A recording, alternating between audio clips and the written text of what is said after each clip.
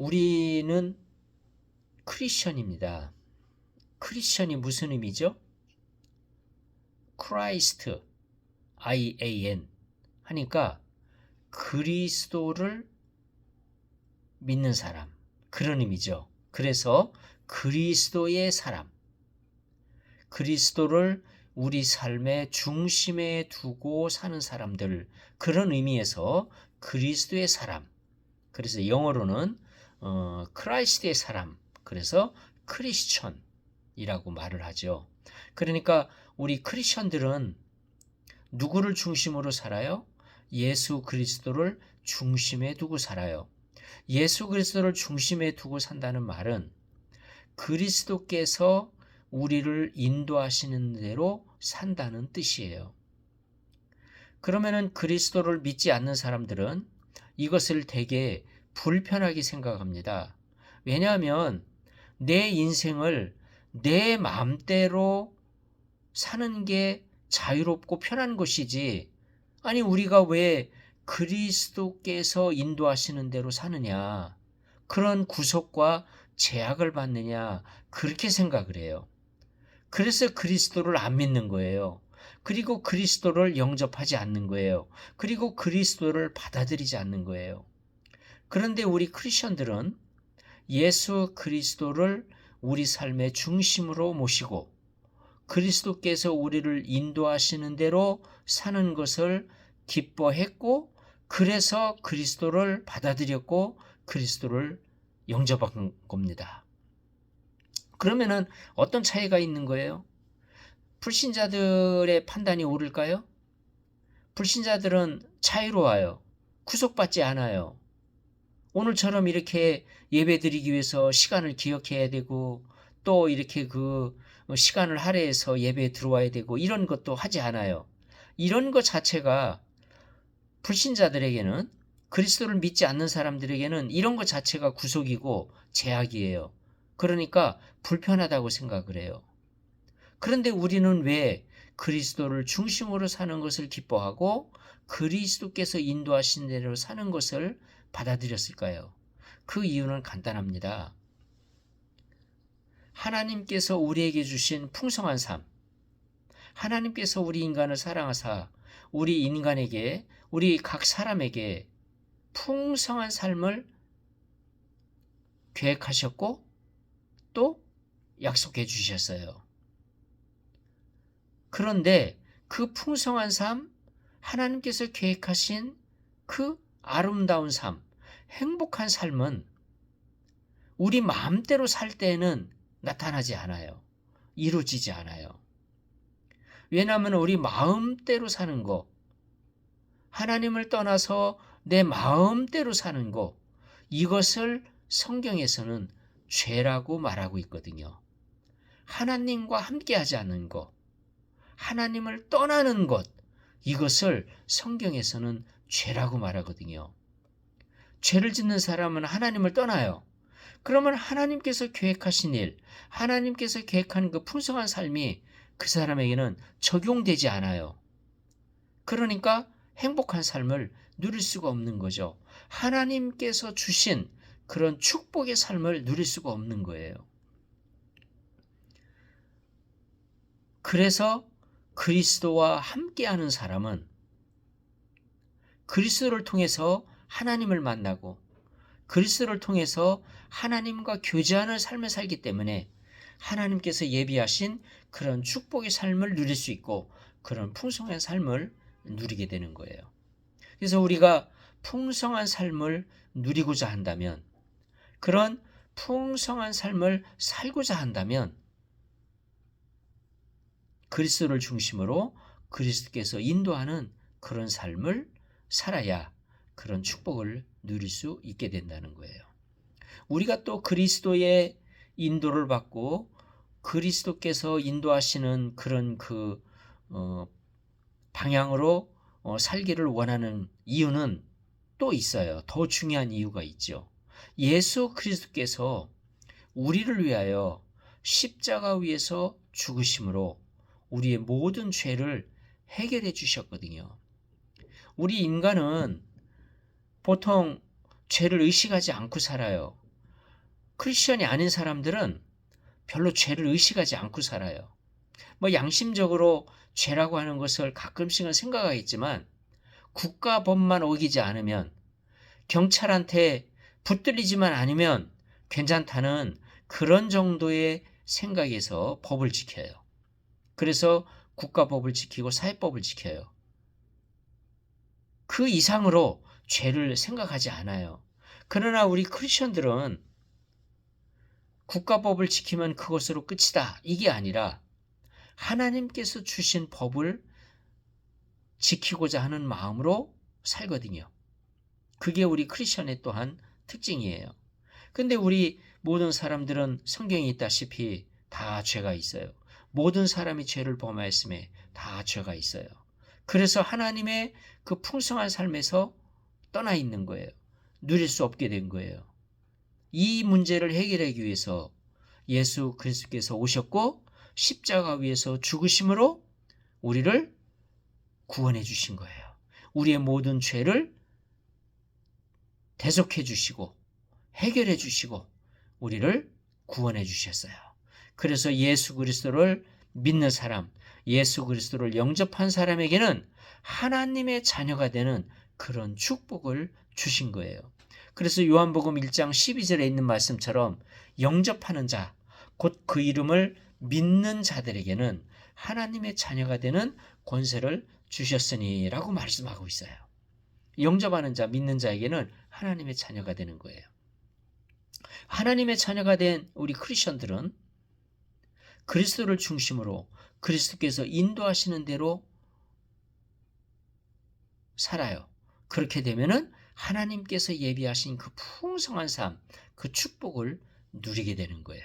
이런 축복이 우리 모든 성도님 삶 가운데 풍성히 넘치기를 축원합니다. 할렐루야.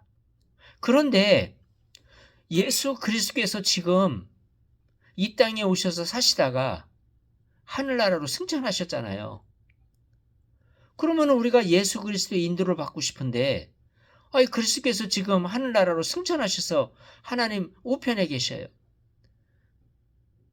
그래서 예수님께서는 이 땅에 계실 때 세상을 떠나기 얼마 전에 제자들에게 이런 말씀을 주셨어요.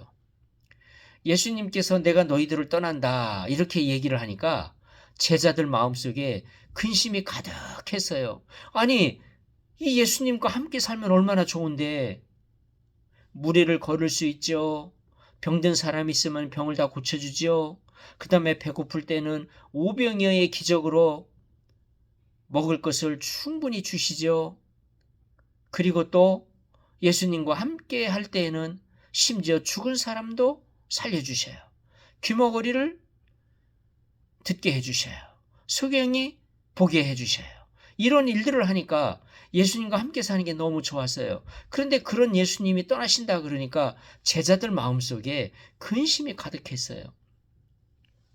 근심이 가득할 때에 우리 예수님께서 그 제자들에게 요한복음 16장 7절에 이런 말씀을 주셨어요. 그러나 내가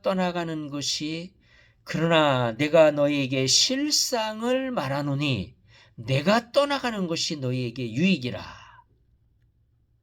실상을 말한다. 내가 진짜를 설명해 준다. 실제 상황을 설명해 준다. 그러시면서 내가 떠나가는 것이 너희에게 유익이다.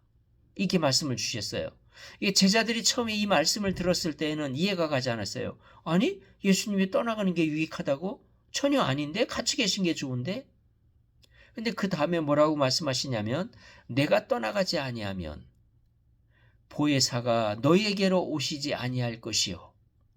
가면 내가 그를 너희에게로 보내리니. 다시 말하면 예수 그리스도께서 이 세상을 떠나지 않으면 보혜사가 올 수 없다는 거예요. 그런데 예수 그리스도께서 세상을 떠나면 보혜사를 보내주신다는 거예요. 예수 그리스도께서 보혜사를 하나님께 받아서 우리에게 부어주신다는 거예요.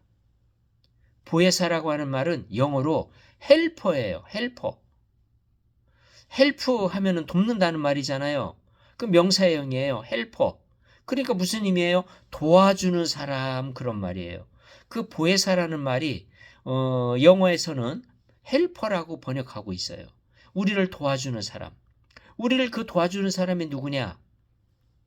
알고 보면 그분이 성령님이세요. 그래서 보혜사 성령이라고 말하는 거예요. 그러니까 예수 그리스도께서 세상을 떠나야만, 예수 그리스도께서 하늘나라로 올라가셔야만 예수님께서 하나님께 보혜사 성령을 받아 우리에게 부어 주신다는 거예요. 그래서 예수님께서 그런 약속의 말씀을 주신 거예요. 그 약속대로 예수님께서는 하늘에 오르셨고, 그리고 지금 우리에게 성령을 부어 주셨어요. 그래서 우리에게 성령님이 다 계신 거예요. 예수 그리스도를 영접한 사람 안에는 성령님이 와 계신 거예요. 예수님께서 우리에게 성령님 보내주신 것을 어떻게 알 수 있느냐? 어떤 사람들은 기도할 때 방언 기도를 해요. 방언 기도하는 것을 들어보셨나요? 방언 기도를 해요. 이 방언은 성령님께서 우리 안에 오셨다는 것을 보여주는 증거예요. 우리 안에 오셔서 성령의 말로, 성령의 언어로 기도를 하는 거예요. 그것이 바로 방언이에요. 어떤 사람은 가끔 중국어로 하기도 하고 영어로 하기도 하고 또는 아프리카 말로 하기도 하고 그렇게 해요. 그러나 어떤 경우는 이 지상에 있는 언어로 하는 게 아니라 천상의 언어로, 성령의 언어로 또 방언을 하는 사람도 있어요. 사람마다 다 이 방언의 언어는 달라요. 그러니까 방언은 성령님께서 우리 안에 오셨다는 것을 보여주는 증거가 되는 거예요. 그리고 어떤 사람이 병든 사람을 위해서 기도할 때 병이 나요. 악한 영들이 떠나고 병 고침을 받아요. 이런 역사가 일어나는 것은 바로 성령님이 우리 안에 계시다고 하는 것을 보여주는 증거가 되는 거예요. 그렇다면 성령님이 오셔서 병 고치는 일도 하시고 방언도 하시고 이런 것도 하지만 이런 것들만 하시는 게 아니에요. 성령님이 우리에게 오셔서 하시는 아주 중요한 일이 있어요. 그것은 뭐냐? 예수님께서 우리에게 주신 말씀을 생각나게 하셔요. 이거 굉장히 중요한 거예요. 예수님께서 우리에게 주신 말씀이 성경에 다 써 있어요. 그것이 바로 하나님 말씀이에요. 왜냐하면 예수님께서 하나님께서 주신 것을, 말씀하라고 주신 것을 이 땅에 오셔서 말씀하셨거든요. 그래서 그 말씀은 예수님 스스로 한 것이 아니고 하나님께서 주신 것을 말씀하신 거예요. 그래서 그것은 하나님의 말씀이 되는 거예요. 그것이 성경에 다 써 있어요. 그래서 우리가 성경을 읽는 거예요. 그렇지만 성경을 읽어도 잊어버리고 살아요. 성경을 읽을 때는 성경 말씀이 생각나지만 성경을 덮고 일상생활로 돌아가면 잊어버려요. 그런데 성령님께서 우리에게 오셔서 그 말씀을 생각나게 하시고 그 다음에 우리가 일상생활을 하는 동안 정말 위급할 때 성령님께서 말씀해 주셔요. 그리고 그 위기에서 건져주셔요. 그리고 또 우리를 인도해 주셔요. 축복의 길로 또한 인도해 주셔요. 그래서 그분의 말씀을 잘 듣고 살게 되면 우리는 축복의 길로 가게 되는 거예요. 제가 그 중국에 그 단체로 손님들을 모아서 여행을 가게 된 적이 있었는데 그 떠나기 며칠 전에 밤 12시에 갑자기 성령님이 저를 깨워주시더라고요. 그리고 비자를 체크해라. 이렇게 말씀하시는 거예요. 정말 생뚱맞잖아요. 아니 잠자는 사람에게 밤 12시에 나를 깨워가지고 비자를 체크해라. 제가 비자를 이렇게 쭉 체크하다 보니까 원래 우리가 가기로 했던 사람 중에 한 사람이 중간에 가지 않게 됐어요. 그런데 그 사람을 명단에 넣고 가기로 한 사람을 명단에서 뺀 거예요. 깜짝 놀랐죠. 왜냐하면 중국 단체 비자는 한 사람 명단이 틀리면 이 전체가 입국이 안 돼요. 그래서 이 전체 모든 그 여행객이 단체로 입국을 거절당할 수 있는 그런 그 위기에 있었던 거예요. 근데 저는 그거 모르고 있었죠. 명단이 바뀌었는데 명단이 바뀐 걸 모르고 있었어요. 근데 다시 체크를 하다 보니까 바뀌어 있었어요. 그래가지고 부랴부랴 그냥 막 급속으로 급행료를 져가면서 비자를 만들고 단체 비자를 막 다시 만들고 막 굉장히 급하게 그런 일을 처리했어요. 만약에 그날 밤에 그것을 체크하지 않았다면은 시간적으로 물리적으로 중국에 입국할 수 없는 그런 상황이었어요. 날짜가 촉박했기 때문에. 하나님께서 성령을 통해서 이러한 위기를 알려주시고 구출해 주시는구나. 얼마나 감사했는지 몰라요. 정말 우리 성령님께서는 꼭 하나님께 예배하고 기도하는 것만 안내하는 것이 아니라 우리가 하는 비즈니스, 우리가 하는 그런 일들 가운데도 이렇게 생각을 주시고 그런 그 위기를 막을 수 있도록 안내해 주신다는 거예요. 저는 정말 그 경험이 정말 제 삶 속에서 정말 잊을 수 없는 정말 생생한 저의 체험이에요.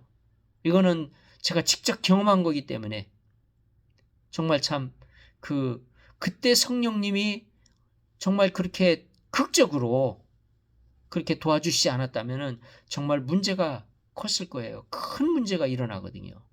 아마 그 돈으로도 정말 수천만 원의 돈이 손해를 봐야 되고 다 변상해주고 물어줘야 되고 그리고 그 행사가 깨졌다면은 아마 그 손해배상이 컸을 거예요. 그런데 그 모든 어려움을 다 막아주신 거예요. 그래서 우리는 이렇게 성령님의 인도를 구체적으로 받으면서 사는 것이 필요하다는 거예요. 얼마나 감사합니까? 예수 그리스도께서 이 땅을 떠나셨기 때문에 그리고 하늘에 오르셨기 때문에 하나님 우편에 계시기 때문에 우리에게 보혜사 성령을 보내주시고 그 보혜사 성령을 통해서 그 성령님께서 우리에게 생각나게 하시고 그분께서 우리에게 말씀을 주시고 우리를 가이드해 주시고 우리를 인도해 주셔서 얼마나 감사한지 몰라요. 그래서 그 성령님의 인도를 잘 받게 되면 우리의 삶은 하나님께서 계획하신 하나님께서 준비하신 그 풍성한 삶을 우리는 누릴 수 있게 된다는 거예요. 이러한 풍성한 삶이 성령의 인도를 받음으로 우리 모든 성도님들의 삶 가운데 이루어지는 그런 축복이 넘치기를 기원합니다.